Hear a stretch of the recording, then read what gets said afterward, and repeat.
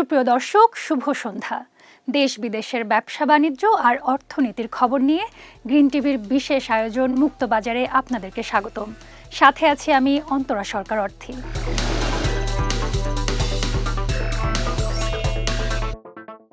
বিগত সরকারের আমলে নেওয়া ১৩ শতাধিক প্রকল্পের অনিয়ম ও যৌক্তিকতা খতিয়ে দেখা হবে বলে জানালেন প্রধানমন্ত্রীর অর্থ উপদেষ্টা ডক্টর রাশেদ আল মাহমুদ তিতুমির। আর অর্থ ও পরিকল্পনা মন্ত্রী আমির খসরু মাহমুদ চৌধুরী বলেছেন, যত দ্রুত সম্ভব নতুন প্রকল্পের মাধ্যমে জনগণকে দেয়া নির্বাচনী প্রতিশ্রুতি পূরণ করা হবে। সচিবালয়ে একনেক সভা শেষে সাংবাদিকদের এসব কথা বলেন তারা। সরকার গঠনের পর প্রথমবারের মতো জাতীয় অর্থনৈতিক পরিষদের নির্বাহী কমিটি একনেকের বৈঠক অনুষ্ঠিত হয়। সচিবালয়ে প্রধানমন্ত্রী তারেক রহমানের সভাপতিত্বে মন্ত্রিসভা কক্ষে এই বৈঠক অনুষ্ঠিত হয়। এতে মোট ১৯টি প্রকল্প উপস্থাপন করা হলেও ৭টি পর্যালোচনা করেই শেষ হয় বৈঠক।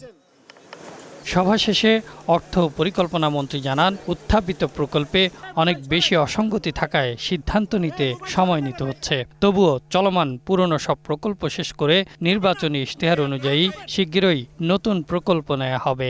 অনেকগুলো অপ্রয়োজনীয় প্রকল্প দেওয়া হয়েছে, অপ্রয়োজনীয় ব্যয় হয়েছে জনগণের ট্যাক্সের টাকায়।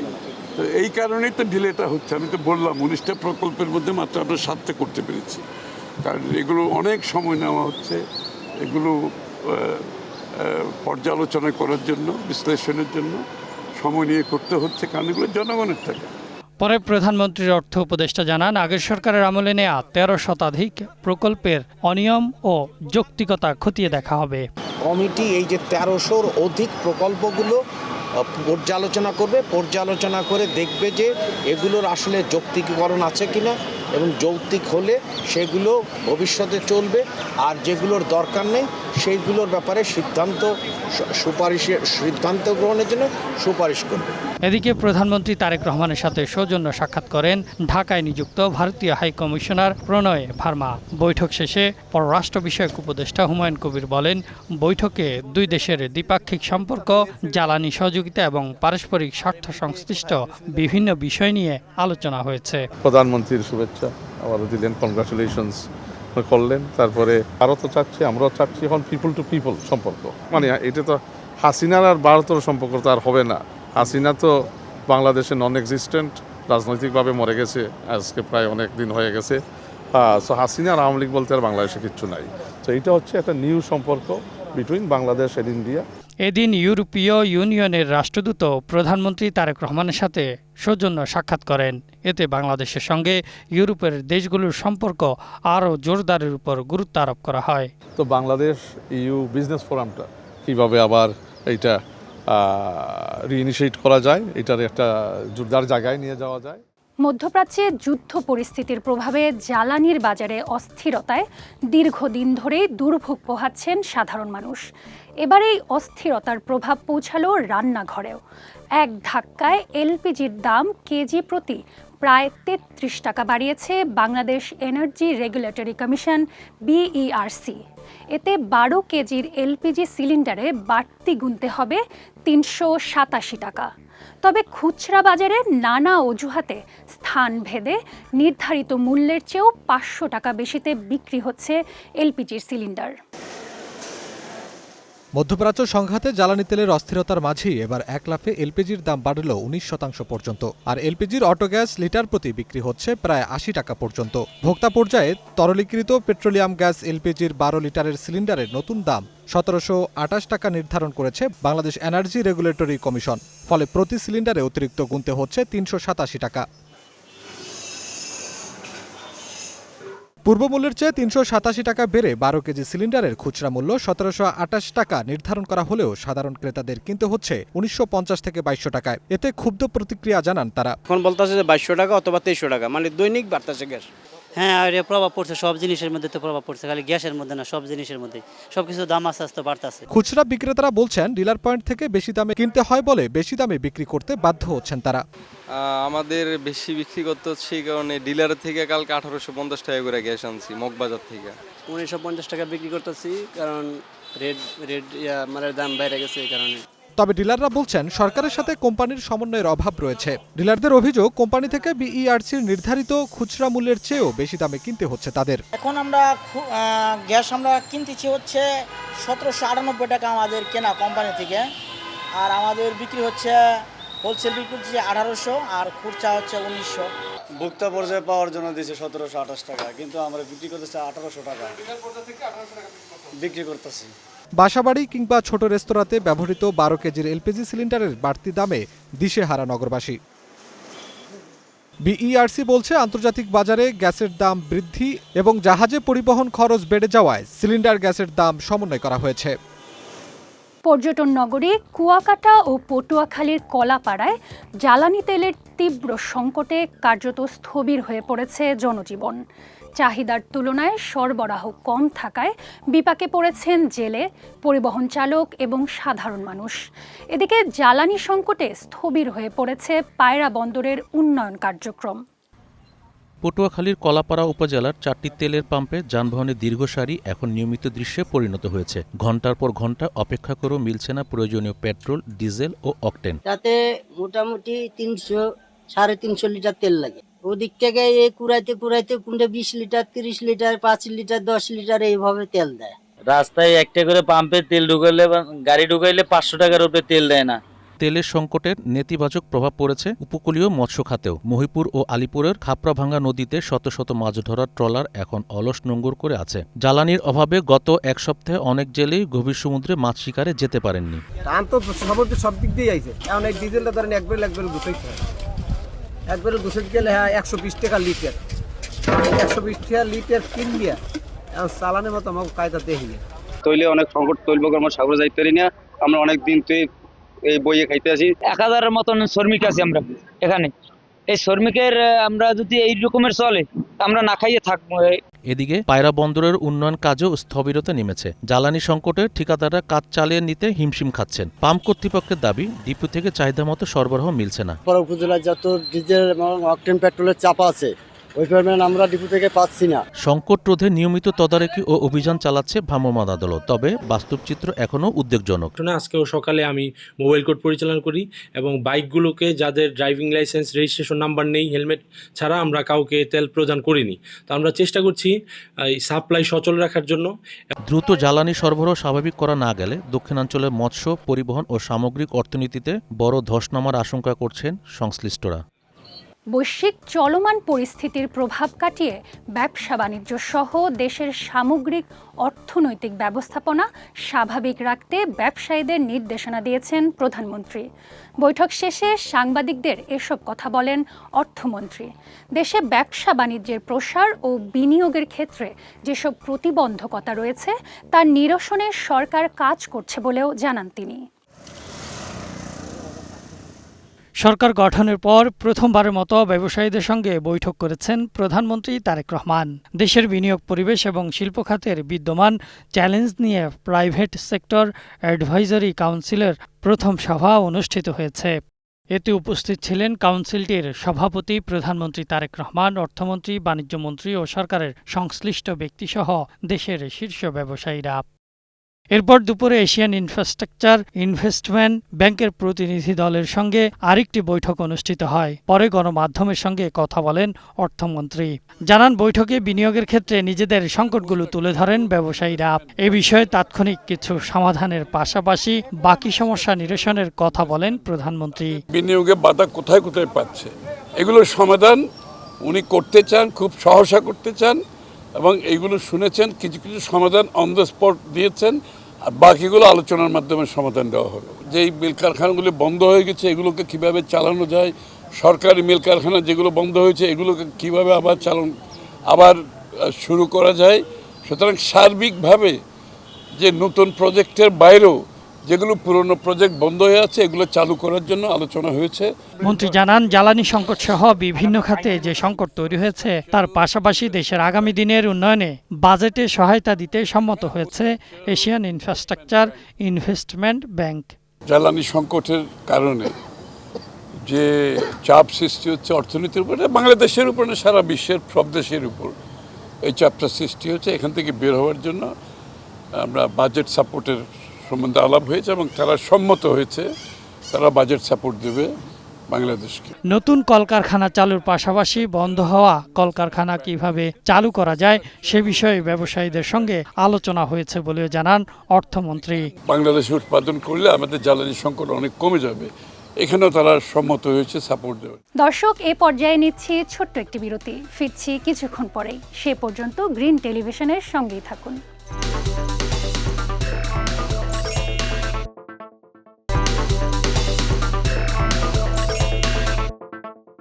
দর্শক, বিরতির পর আবারও স্বাগত মুক্তবাজারে। রাজধানীর ফুটপাত ও সড়ক দখলমুক্ত করতে ডিএমপি ও সিটি কর্পোরেশনের চিরুনি অভিযান হয়েছে তেজগাঁও এবং গুলশান এলাকায়। পৃথক দুটি অভিযানে অবৈধ স্থাপনা উচ্ছেদ ও আর্থিক জরিমানা করা হয়েছে। গুলশানে পচা বাসি খাবার রাখার দায়ে কিছু খোলা হোটেলের খাবার ধ্বংস করে দেয় ডিএমপির ভ্রাম্যমাণ আদালত। রাজধানীর ফুটপাত ও সড়ক দখলমুক্ত করতে ঢাকা মেট্রোপলিটন পুলিশ ও সিটি কর্পোরেশনের যৌথ অভিযান আজ চতুর্থ দিনে গড়িয়েছে। এদিন তেজগাঁও ও গুলশান এলাকায় পৃথক দুটি অভিযান পরিচালিত হয়। দুপুরে গুলশান 2 এলাকায় অভিযান পরিচালনা করে ডিএমপি। সেখানে কোনো আর্থিক জরিমানা করা না হলেও অস্বাস্থ্যকর ও পচা খাবার রাখার দায়ে হোটেলের খাবার নষ্ট করে দেওয়া হয়।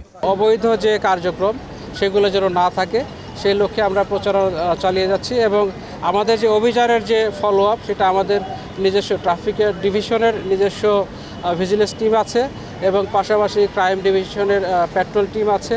আমরা নিয়মিত ফলো আপ নেব। এই রকম পরিবেশে আবার এখানে রেস্টুরেন্ট বসেছে এবং এর ফলে এই জায়গাতে ট্রাফিকের চলাচলে বিঘ্ন করছে, তাকে সরাসরি গ্রেফতার করে আমার আদালতে হাজির করার জন্য। এবং আমরা এই অভিযান অব্যাহত থাকবে। আমাদের ঢাকাবাসীর একটাই শুধু অভিযোগ থাকে, ম্যাজিস্ট্রেট চলে যায়, পুলিশ চলে যায়, আবারও আসে। আপনারা আমাদেরকে জানাবেন, আপনারা নিউজ করবেন। আপনারা নিউজ করলে কি আমরা হয়তো লজ্জায় চলে আসবো। অভিযান চলাকালে রাস্তার পাশেই অস্থায়ী খাবারের দোকানগুলো দ্রুত সরিয়ে নেওয়ার কঠোর নির্দেশনা দেওয়া হয়। ট্রাফিক বিভাগ জানায়, যানজট নিরসন ও পথচারীদের নিরাপত্তা নিশ্চিত করতে এই অভিযান অব্যাহত থাকবে। নীলফামারীর এক ব্যাংক কর্মকর্তার দুর্নীতি, স্বজনপ্রীতি ও অনিয়মের সংবাদ গ্রিন টিভিতে প্রচারের পর নড়ে চড়ে বসেছে কর্তৃপক্ষ। অভিযুক্ত কর্মকর্তা শরীফ হাসানকে ওএসডি করে বদলি করা হয়েছে কুড়িগ্রাম প্রিন্সিপাল অফিসে। বিতর্কিত এই কর্মকর্তার পদায়নে নতুন করে আলোচনা সমালোচনা শুরু হয়েছে জেলা জুড়ে। নীলফামারীর কিশোরগঞ্জ উপজেলার সোনালী ব্যাংক শাখার সাবেক ব্যবস্থাপক শরীফ হাসান, তার বিরুদ্ধে গ্রাহক হয়রানি, নিয়ম নীতির তোয়াক্কা না করে স্বজনদের মোটা অঙ্কের ঋণ প্রদান এবং ক্ষমতার অপব্যবহারের নানা অভিযোগ দীর্ঘদিনের। সম্প্রতি এই কর্মকর্তার অনিয়ম ও দুর্নীতির ফিরিস্তি নিয়ে গ্রিন টিভিতে বিশেষ প্রতিবেদন প্রচারিত হয়। প্রতিবেদনটি প্রচারের পর সংশ্লিষ্ট মহলে ব্যাপক তোলপাড় শুরু হয়। চাপের মুখে ব্যাংকটির উচ্চপদস্থ কর্তৃপক্ষ তদন্ত শেষে তাকে ওই শাখা থেকে ওএসডি করার সিদ্ধান্ত নেয়। একই সঙ্গে তাকে নীলফামারী থেকে স্ট্যান্ড রিলিজ করে সোনালী ব্যাংক কুড়িগ্রাম কর্পোরেট অফিসের জিএম শাখায় বদলি করে। এদিকে কুড়িগ্রামে এই বিতর্কিত কর্মকর্তার যোগদানের খবরে স্থানীয় গ্রাহক ও সচেতন মহলে ক্ষোভের সৃষ্টি হয়েছে। দুর্নীতির দায়ে অভিযুক্ত কাউকে কুড়িগ্রামে পদায়ন করার ঘটনায় সমালোচনা চলছে জেলা জুড়ে। আমরা চাই কোনো করাপ্টেড ব্যক্তির জন্য এই অফিসগুলোতে দায়িত্ব না নিতে আসে। কুড়িগ্রামের সংস্কারের জন্য, কুড়িগ্রাম ভালো করার জন্য এইসব অসাধু কর্মকর্তাকে কুড়িগ্রাম থেকে বিতরণ করা হয়। সংশ্লিষ্ট কর্তৃপক্ষের কাছে আবেদন জানাচ্ছি, এই আবর্জনা অন্য কোথায় দেওয়া হোক। এই বিষয়ে কোনো কথা বলতে রাজি হননি শরীফ হাসান। তার সম্পর্কে বিস্তারিত না জেনে কথা বলতেও নারাজ কর্তৃপক্ষ।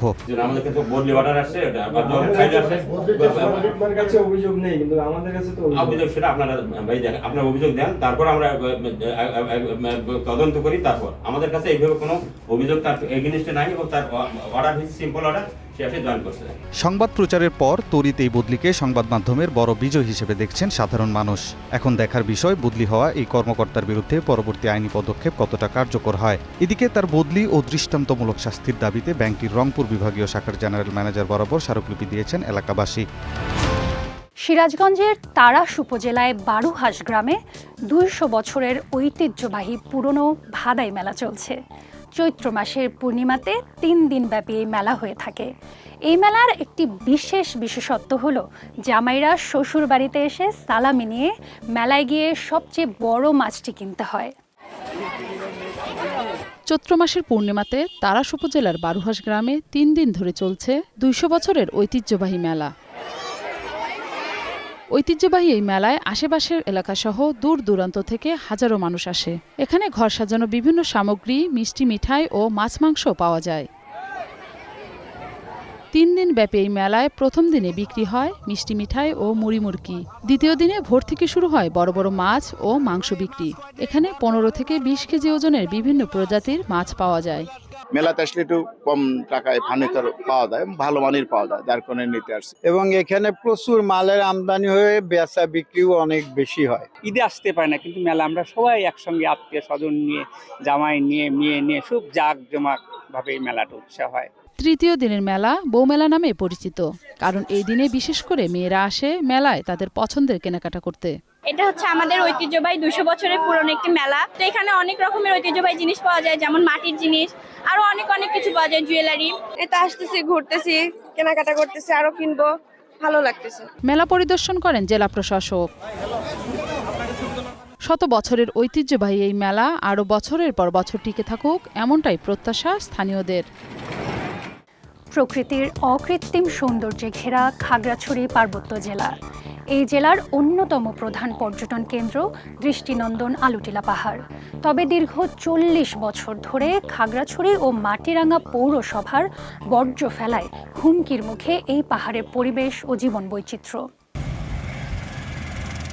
উঁচু নিচু সবুজ পাহাড় আর অরণ্যের মায়ায় ঘেরা খাগড়াছড়িতে সারা বছরই ভিড় করেন পর্যটকরা, আর তাদের প্রথম পছন্দই থাকে আলুটিলা পাহাড়। অথচ দীর্ঘ 4 দশক ধরে জেলা শহরের 2টি পৌরসভার 1/2 মেট্রিক টন বর্জ্য ফেলা হচ্ছে এই পাহাড়েই। ফলে চরম বায়ু দূষণের পাশাপাশি দূষিত হচ্ছে পাহাড়ের আবাদি জমি ও জেলার একমাত্র চেঙ্গি নদীর প্রবাহমান জলধারা। সব মিলিয়ে আমার প্রায় 30 থেকে 32 টন বর্জ্য আমরা কালেকশন করি, আর ওইটা প্রতিনিয়ত আমরা আলুটিলাতে ফেলাই। সর্বোচ্চ আপনার মনে করেন যে সকাল 6টা থেকে শুরু করি কাজ, আমরা বিকেল 5টা পর্যন্ত কাজ করি। এই ময়লার ভাগাটি খাগড়াছড়ির প্রবেশ মুখে হয় দুর্ভোগের অন্ত নেই সাধারণ মানুষের। দূরপাল্লার যানবাহনের যাত্রী থেকে শুরু করে পর্যটকদের এখন নাকে রুমাল চেপে চলাচল করতে হয়।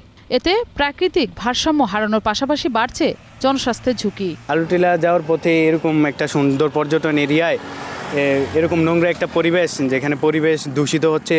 আলুটিলা ময়লা ফলে গন্ধলায় থাকতে পারে না। এটা আমরা চেষ্টা করছি অনেকবার, আমরা ইউনিয়ন পরিষদের মাধ্যমে চেয়ারম্যানকেও বলছিলাম, কিন্তু আজ পর্যন্ত কোনো এটা কার্যকর হয়নি আর কি। পর্যটন কেন্দ্রের পরিবেশ রক্ষায় অচিরেই বিকল্প স্থানে বর্জ্য অপসারণের ব্যবস্থা করা হবে বলে জানিয়েছেন প্রশাসন। আর সংশ্লিষ্ট ডিপার্টমেন্টের সাথে আমরা এই বিষয়ে যোগাযোগ করে প্রয়োজনীয় ব্যবস্থা গ্রহণ করব এবং সামনে আমরা আশা করব যে আলুটিলা পর্যটন কেন্দ্র একটা সুন্দর পরিবেশে থাকবে। আমাদের আসলে ময়লা ফেলার কোনো স্থায়ী জায়গা না থাকার কারণে এই সমস্যাটার সৃষ্টি হয়েছে। তো আমরা সিদ্ধান্ত নিয়েছি যারা গণ্যমান্য ব্যক্তি আছেন তাদের সাথে পরামর্শ নিয়ে কোথায় ময়লা ফেললে আসলে ভালো হবে। পরিবেশ সুরক্ষা নিশ্চিতে দ্রুত পদক্ষেপ না নিলে অচিরেই খাগড়াছড়ির পর্যটন শিল্প মুখ থুবড়ে পড়বে বলে শঙ্কা জানিয়েছেন স্থানীয়রা। সকালটা সবার জন্য একরকম শুরু হলেও গন্তব্যটা এক নয়। কেউ যাচ্ছে স্কুলে, আর কেউ পা বাড়াচ্ছে কর্মস্থলের দিকে। যে বয়সে বই খাতা থাকার কথা, সে বয়সেই ছোট কাঁধে উঠে যায় পুরো পরিবারের দায়িত্ব। দারিদ্র্য যেন ধীরে ধীরে গিলে খাচ্ছে তাদের শৈশব।